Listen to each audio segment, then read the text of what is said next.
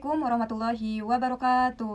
Halo semuanya, perkenalkan nama saya Rizkia Surati dengan NIM 242506007, Prodi PGMI semester 3.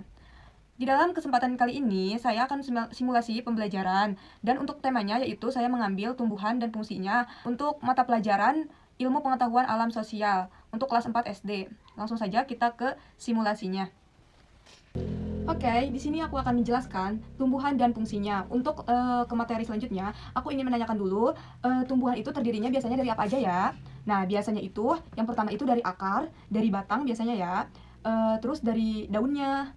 Nah, habis daun biasanya ada bunga, ada buah, tapi itu juga tergantung tumbuhan apa yang ada di sekitar kita. Tidak semuanya tumbuhan memiliki bunga ataupun buah ya.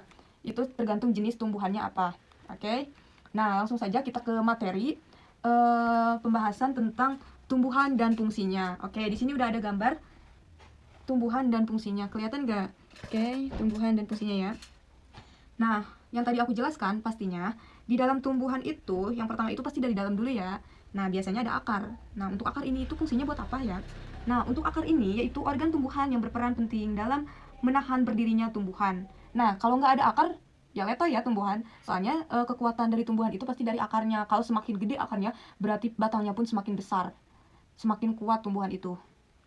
Dan penyerapan air serta nutrisi ke dalam tumbuhan yang memungkinkan tumbuhan tumbuh lebih tinggi dan lebih cepat.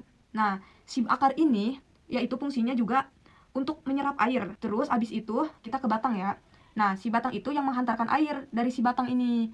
Nah, batang ini yaitu menghantarkan air, nutrisi, dan makanan ke seluruh bagian tumbuhan.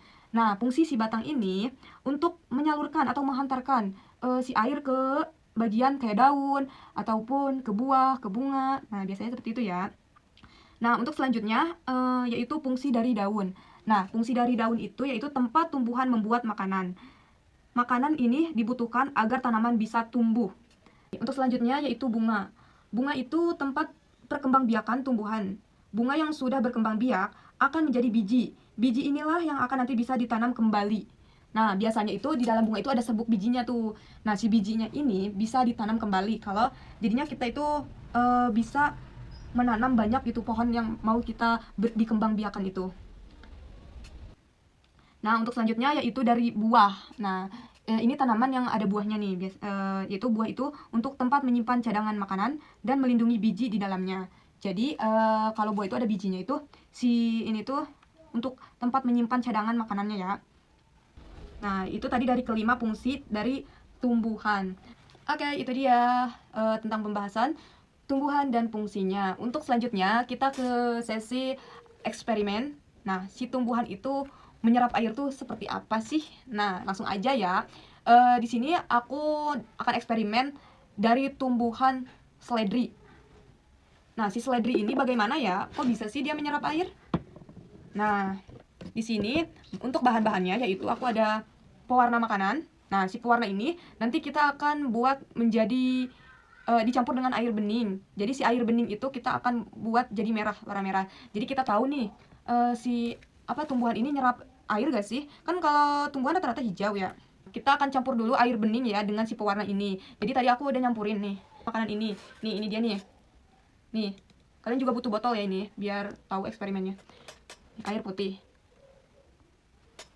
Nah, si daun seledri ini nanti kita masukin ke ini. Coba kita lihat si seledri ini menyerap air atau tidak ya, tumbuhan itu menyerap air atau tidak. Oke. Tadi soalnya aku udah eksperimen duluan ya guys.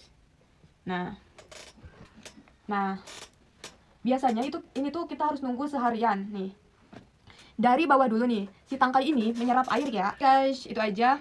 Mungkin simulasi pembelajaran tumbuhan dan fungsinya. Dan tadi disertakan eksperimen ya. Oke, itu saja mungkin materi dari aku. Kurang lebihnya mohon dimaafkan. Wassalamualaikum warahmatullahi wabarakatuh. Bye-bye semuanya. Terima kasih.